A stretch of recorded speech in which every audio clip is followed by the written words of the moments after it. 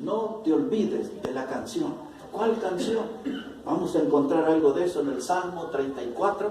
Si ahí puede buscar, por favor, y nos metemos en el estudio de la palabra de Dios. El Salmo 34 es un salmo de David. El Salmo 34 es un salmo que se escribió en tiempos de grandes dificultades, en días de aflicción y en días de persecución. Este Salmo 34 es un salmo que se canta, y es hermoso cantarlo. Yo no lo voy a cantar en esta mañana, pero es hermoso cantar este salmo. Y dice así, verso 1, Salmo 34, verso 1: Bendeciré a Jehová en todo tiempo, su alabanza estará de continuo en mi boca. En Jehová se gloriará mi alma, lo oirán los mansos y se alegrarán. Engrandeced a Jehová conmigo y exaltemos a su nombre. Busqué a Jehová y él me oyó y me libró de todos mis temores. Como les dije, este salmo fue escrito en tiempos difíciles, de grandes luchas en el alma. Fue escrito en días de persecución. David había sido perseguido por el rey Saúl. Saúl tenía una sola intención: matarlo, terminar con la vida de David, porque él sentía que David era su competidor, no solamente al trono, sino que era su competidor en el aprecio popular. Porque la gente cantaba: Saúl mató a sus miles, pero David mató a sus 10,000. Y eso despertó celo en el rey Saúl, y el rey Saúl quería matarlo. Después Absalón, el hijo que le salió chueco a David, Absalón quiso conquistar el trono de su padre, y aumentó tanto el odio en el corazón de Absalón que quería ver a su padre no solo destronado, sino muerto. Y lo persiguió con ejército para matarlo. Sin embargo, David era el hijo que más amaba. Lo amaba con todo su corazón. Y luego de esa persecución de Saúl y de la persecución de Absalón, David, hermanos, tuvo que enfrentar al rey Aquis de Gat. Y allí David tuvo una experiencia fea, porque David, para salvar su vida, tuvo que hacerse loco. La palabra de Dios dice que él andaba allí haciéndose el loco y se le caían las babas. Y entonces el rey Aquis le perdonó la vida. Y en medio de todas esas grandes dificultades por las que tuvo que pasar David, él llegó a una cueva que se llamaba la cueva de Adulam. Y cuando usted lee allí en la Biblia, en la primera libro de Samuel, en el capítulo 21 y el capítulo 22, comienza diciéndonos que David estaba en Adulam y vino a esa cueva una cantidad de personas, y dice que allí estaban los afligidos, allí estaban los endeudados y allí estaban los de espíritu amargo. Mire qué lindo grupo, ¿no? En una cueva rodeado de gente afligida, de gente de espíritu amargo, y encima estaban llenos de deuda. Y ahí estaba David, y vinieron como 400 personas a formaron parte de su ejército. Y en medio de esos tiempos difíciles que estoy describiendo, él escribió esta maravilla de salmo: bendeciré a Jehová en todo tiempo. Y a mí me hace acordar cuando estamos en el altar y hay ese pacto en el matrimonio, y ellos se prometen el uno al otro allí diciendo: yo te seré fiel y te seguiré en salud, en enfermedad, en riqueza, en pobreza.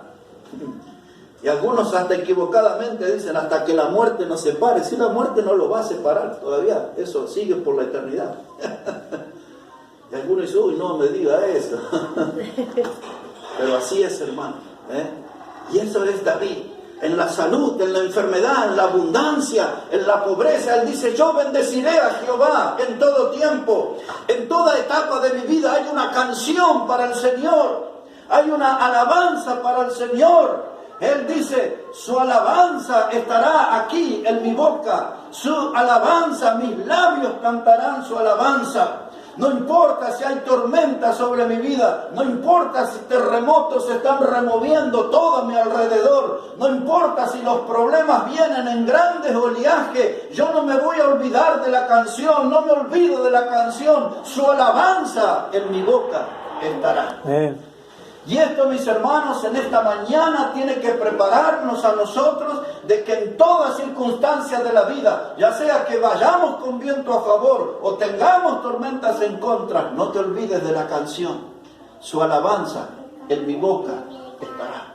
Y hay una cosa que él dice aquí, en este Salmo 34, verso 2. Mire cómo él dice: en Jehová se gloriará mi alma, la oirán los mansos y se alegrarán. Mi alabanza no solamente inunda mi alma de alegría, de emoción, mi alabanza es suficiente para que aquellos que lo escuchen también se alegren con mi cántico a Jehová. La palabra manso nos está hablando de gente humilde, de gente que es gente simple. Ellos también pueden escuchar mi cántico al Señor y pueden sumarse a la alegría. Cada corazón, toda la creación, dice la Biblia, alabe a Jah. Cuando aparece esa expresión Jah, eso es una abreviación del nombre de Jehová.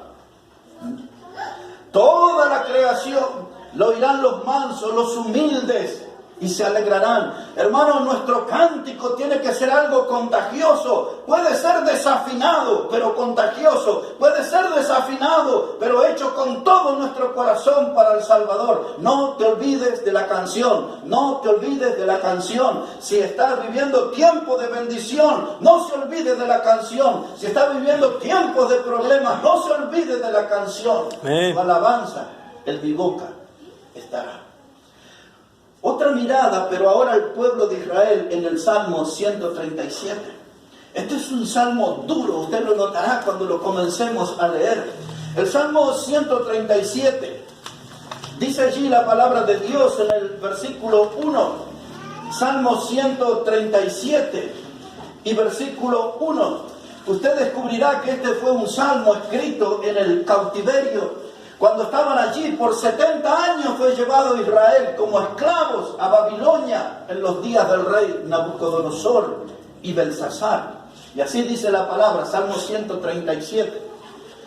Versículo 1, dice: junto a los ríos de Babilonia, allí nos sentábamos y aún llorábamos acordándonos de Sión. Sión es un nombre para Jerusalén también. Sión y Jerusalén es igual.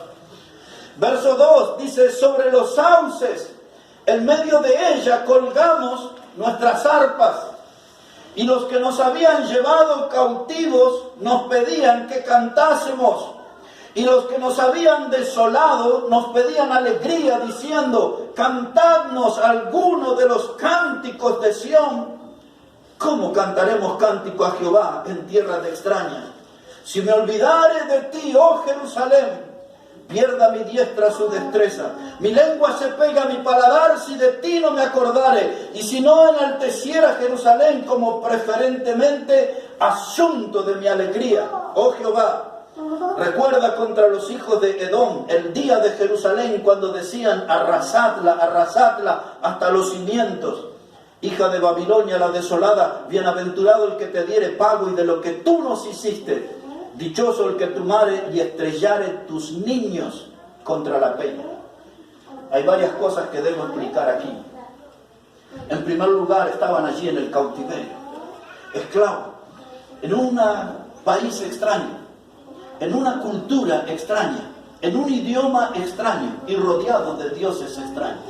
Esa era la situación.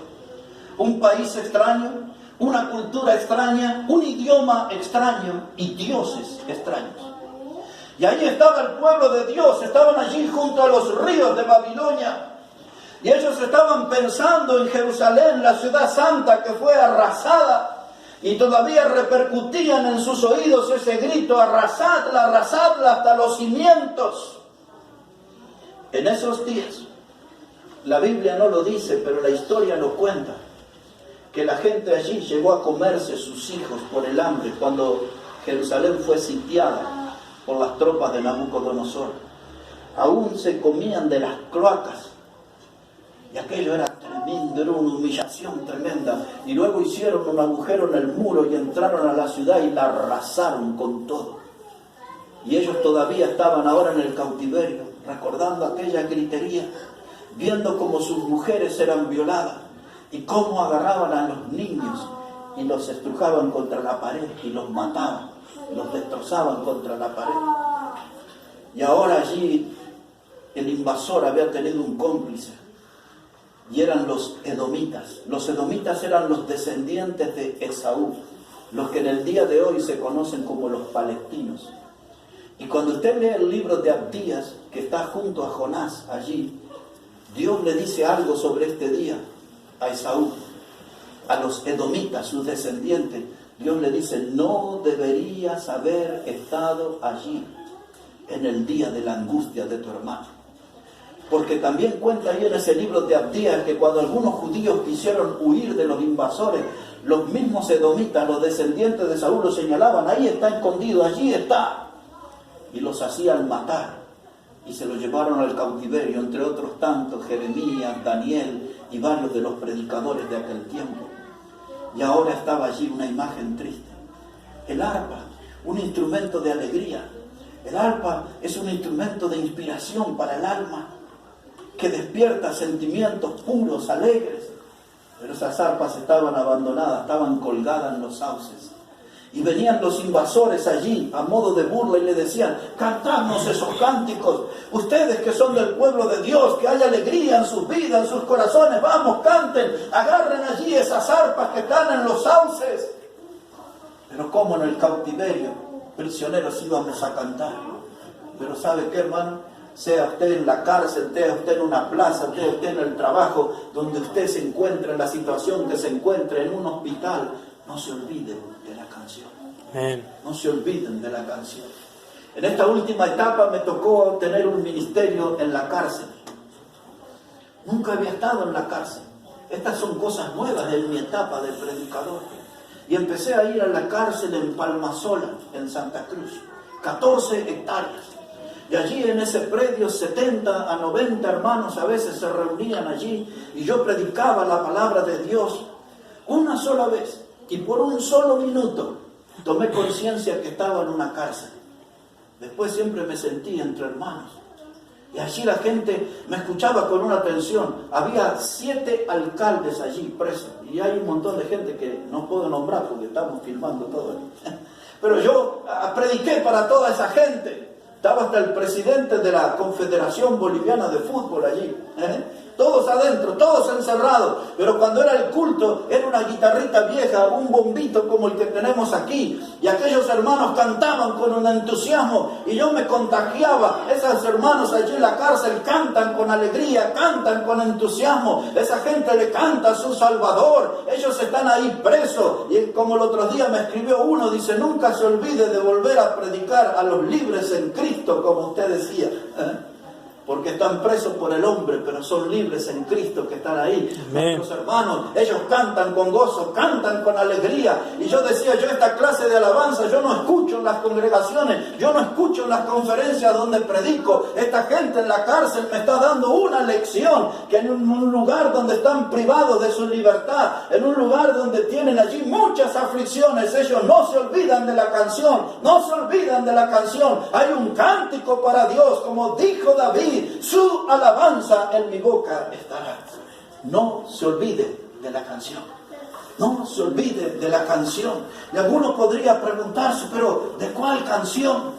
Hay tanto de los himnos que nosotros cantamos al Señor. Hay tantas canciones aquí. Gozo da servir a Cristo en la vida diaria, sí, gozo y grande alegría siempre Él me da a mí. Hay un himno que lo hemos cantado una sola vez aquí, pero lo tenemos ahí. Dice: oh, qué amigo nos es Cristo, Él llevó nuestro dolor y nos manda que llevemos todo a Dios en oración. Oh, hermanos, cantarle al Señor, no se olvide de la canción, alabar al Señor. Cada día cuando yo oro, yo empiezo a cantar automáticamente, al amén que digo, empiezo a cantar al Señor. Uno de los himnos que me ha acompañado, lo hemos cantado 2 veces nada más, lo tenemos aquí. Ese himno habla, dice, hay un nombre nuevo en la gloria, mío es, y los ángeles cuentan la historia, salvo es el pecador. Hay un nombre nuevo en la gloria, mío es, todos mis pecados ya son perdonados, gloria al Señor. Amén. La canción, tenemos tantas canciones. La canción, no se olvide de la canción. Cuando termino de orar, voy a cantar una canción. Cuando estoy agradeciendo por la comida que Dios me da, tengo una canción en mis labios. Como dijo David, su alabanza en mi boca estará. Ahí estaban en el cautiverio, junto a los ríos de Babilonia, pero ellos tenían una canción. Mi pregunta en esta mañana, ¿tiene usted una canción para Dios? Amén. Porque hay algunos que dicen, yo no quiero cantar porque no sé cómo hacerlo. Otros dicen, yo me desanimo porque soy muy desafinado para cantar. Cuando nosotros estamos cantando, Dios nos está mirando si estamos dando en el tono exacto. Cuando nosotros estamos cantando, Dios está mirando la actitud de nuestro corazón. Y hay que derramar como aguas nuestro corazón delante de Dios en alabanza, porque Él es digno, digno es el Cordero, digno es nuestro Salvador, de toda la honra, de toda la gloria, de toda nuestra alabanza. Amén. Desentonado, desafinado, no se olvide de la canción, cántele al Señor. Amén. No te olvides de la canción. Ellos estaban ahí en una tierra extraña, y nosotros en esta mañana se nos recordó que aquí en este mundo somos extranjeros y peregrinos. Aquí estamos en este lugar de paso, en una tierra de extraños. Ellos no se olvidaban de Jerusalén. Dice, no podemos olvidarnos de Jerusalén. Y yo le digo en esta mañana, usted no se olvide del sermón de la montaña que hemos estudiado durante 2 meses. No se olvide de las bienaventuranzas. No se olvide del Cristo de amor que vino a este mundo a vivir entre los pecadores. No se olvide del Cristo que oró por nosotros en el huerto de Getsemaní y que derramó un sudor como grandes gotas de sangre. No se olvide del Cristo que tomó la cruz y se fue al Gólgota, al monte del Calvario, y murió allí en ese lugar como nuestro sustituto. No se olvide de ese Cristo que se resucitó triunfante al tercer día. Y no se olvide del Cristo que nos moviliza con la palabra Maranata, Maranata, el Cristo que nos prometió que viene y viene pronto. Todas esas doctrinas despiertan en mi corazón el deseo de una canción. No te olvides de la canción, no te olvides de la canción. Cántale a tu Señor, cántale a tu Señor. Siempre hazlo en medio de la tormenta, en medio de la felicidad. No te olvides de la canción. No te olvides de la canción. ¿Cuántas veces hemos ido a acompañar a alguna persona allí en el cementerio, y allí en el medio del dolor aparece la canción? Canciones como aquel himno precioso que dice, cara a cara espero verle, más allá del cielo azul, cara a cara en plena gloria, yo he de ver a mi Jesús. No se olvide de la canción. Hay tantos cánticos que tenemos para darle a nuestro Señor. Una mirada, por favor, en el Evangelio de Mateo, el capítulo 26. El Evangelio de Mateo, el capítulo 26. Y allí nos vamos a encontrar con lo que denominamos la última cena. En aquella jornada de Pascua, el Señor reunió a sus discípulos allí en una mesa, y el Señor les dijo que Él iba a morir y que iba a resucitar. El Señor comienza a darle allí las instrucciones a los discípulos. Y mire cómo dice la palabra de Dios, Evangelio de Mateo, el capítulo 26. Él les está explicando sobre la copa y les está explicando allí sobre el pan, hasta que llega al versículo 30 y dice las siguientes palabras. Evangelio de Mateo 26 y el versículo 30. Dice la palabra de Dios aquí. Y cuando hubieran cantado el himno, salieron al monte de los olivos. El Señor le había dicho en los versículos anteriores, cuando tomó la copa, le dijo, bebed de ella todos. El Señor le dijo, esta copa es la sangre de mi nuevo pacto. Él le había dicho allí, hermanos, que esa sangre iba a ser derramada para remisión de pecado. Verso 28. Verso 29, Él le dice, desde ahora no beberé más de este fruto de la vid, hasta aquel día que lo beba nuevo con vosotros en el reino de mi Padre. Y después de todas esas instrucciones y enseñanzas, Él les dice este verso 30, y cuando hubieron cantado el himno, salieron al monte de los Olivos. Escuche esto. Él está diciendo, vamos a salir de este lugar. Hay alguien que me va a traicionar, que me va a entregar aquí. Vamos a ir a Getsemaní a orar. Getsemaní era la antesala de la cruz. Vamos a ir allí y luego yo voy a ir a la cruz y voy a morir y al tercer día resucitaré. Aquella noticia golpeó el corazón y golpeó el ánimo de los apóstoles. Él estaba diciendo, en horas más voy a estar en esa cruz y voy a estar muerto en esa cruz. Pero lo voy a hacer por el pecador y voy a derramar mi sangre y esta va a ser el nuevo pacto que está reflejado en esta copa. Y después de aquella noticia de una muerte que sacudió el ánimo de los apóstoles, dice que cantaron un himno. ¿Qué himno cantaron? Un himno de alegría, un himno de esperanza, un himno de bendición. ¿Sabe qué? La Biblia no lo dice acá, pero nosotros 100% podemos asegurarlo. Cantaron el Salmo 113 hasta el Salmo 118. Esos son los salmos que se cantan en la Pascua. Son conocidos como los salmos Jalel. Jalel es la palabra, es la raíz de la palabra aleluya. Esa palabra aleluya quiere decir alabado sea el Señor. Este no era un cántico de tristeza, era un himno de alegría. No te olvides de la canción. La muerte se aproxima, pero hay que cantar al Señor. Cantaron el himno, un himno de alegría, un himno de alabanza, un himno de exaltación para ensalzar el nombre glorioso de Dios. En cualquier circunstancia de la vida, nunca te olvides de la canción. Amén. Una canción para Dios. Su alabanza, dice David, en mi boca estará. Su alabanza en mi boca estará.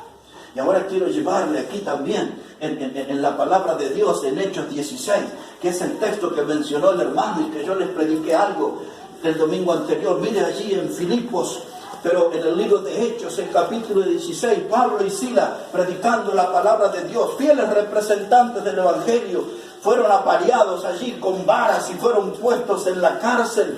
Y la Biblia lo explica aquí de este modo. Hechos de los Apóstoles, capítulo 16, versículo 22. Mire cómo dice ahí la palabra del Señor. Hechos 16, verso 22. Dice, y se agolpó el pueblo contra ellos, y los magistrados, rasgándole las ropas, ordenaron azotarles con varas.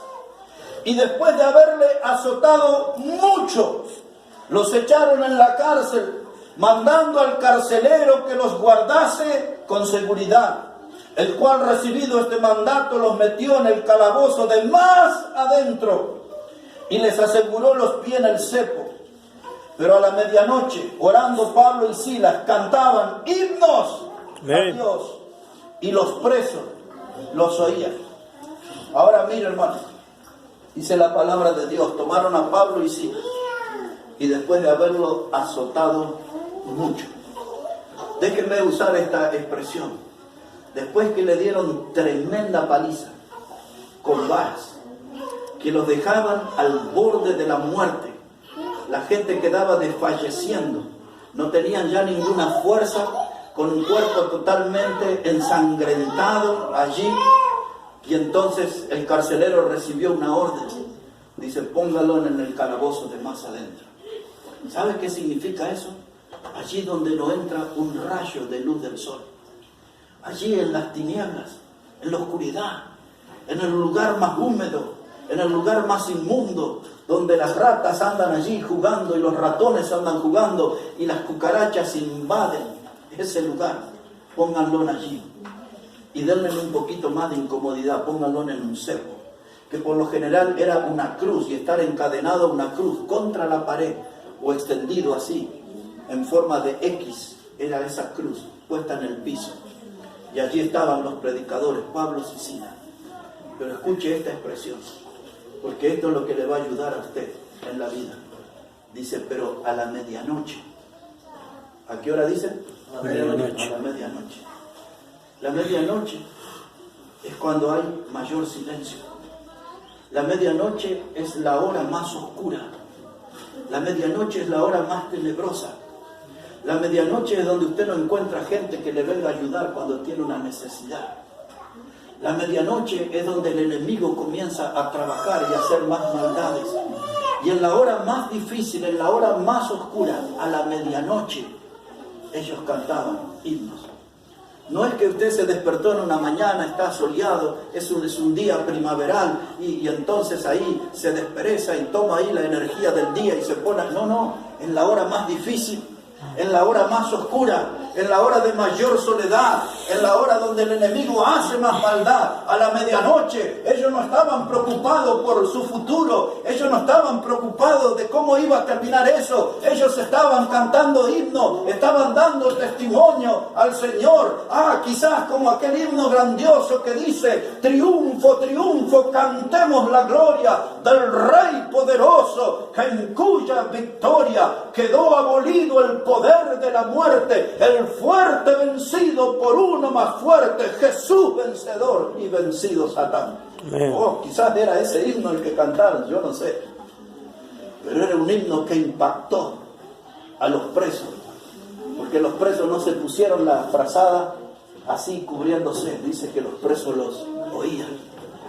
De esos cuerpos lastimados y ensangrentados había un corazón que estaba lleno de gozo, un corazón como el de David. Pablo y Silas podían decir como David y decir: su alabanza en mi boca estará, su alabanza en mi boca estará. En la cárcel, en el hospital, donde tú te encuentres, no te olvides de la canción, cántale al Señor, cántale al Señor. Hay algo en mi cántico para expresar mi gratitud a Él. Hay algo en mi canto para reconocer que Él es mi Salvador. Hay algo en mi cántico para reconocer que Él es mi Creador. Hay algo en mi canto para agradecer que Él me ha hecho miembro de su familia y heredero de la vida eterna. Por eso en ninguna circunstancia me puedo olvidar de la canción. No te olvides de la canción. No te olvides de la canción. En la Biblia hay una mujer que se llamaba Ruth. Ruth era una mujer moabita.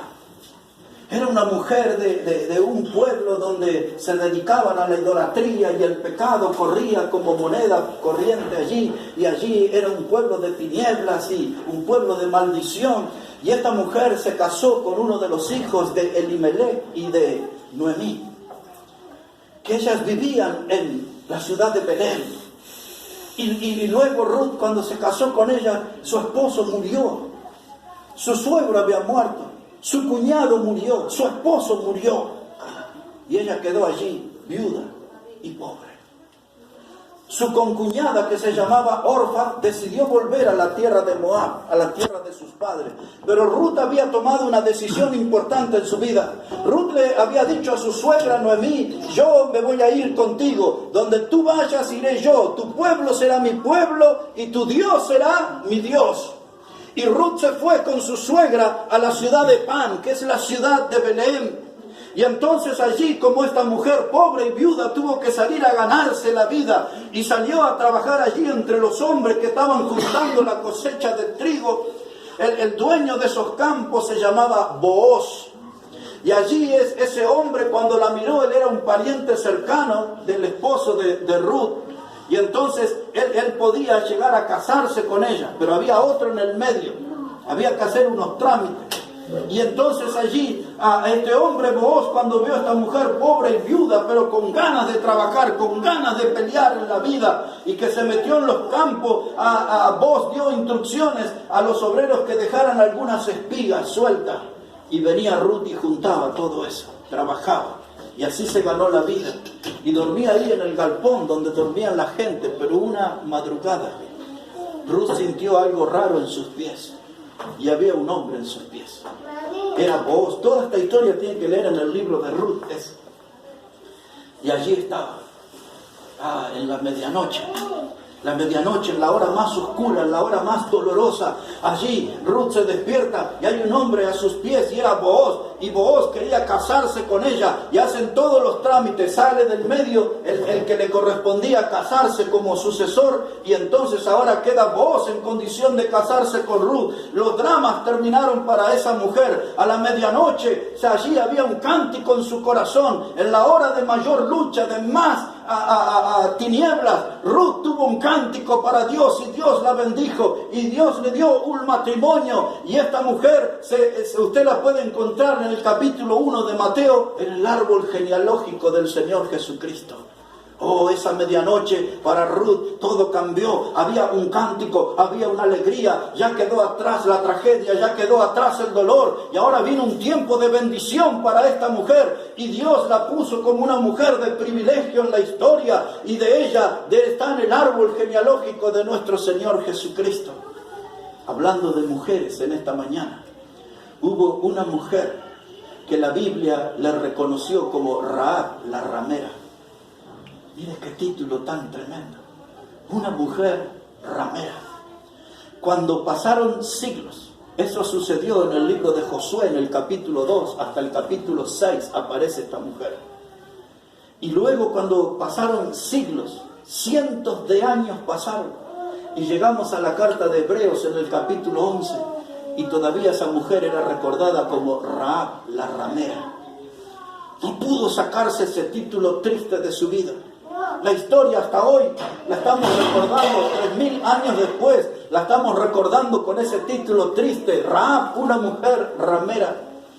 Ahora ella vivía en la ciudad de Jericó. La ciudad de Jericó era una ciudad fortificada y Dios le había prometido a Josué que él le iba a hacer conquistar a Jericó y le dio la fórmula que tenían que caminar todo el pueblo durante 6 días rodeando la ciudad y el último día tenían que gritar. Y aquellos muros se iban a desplomar. Y así sucedió. Pero Josué había mandado 2 espías para ver todo cómo iban a hacer eso, cómo iban a tomar la ciudad.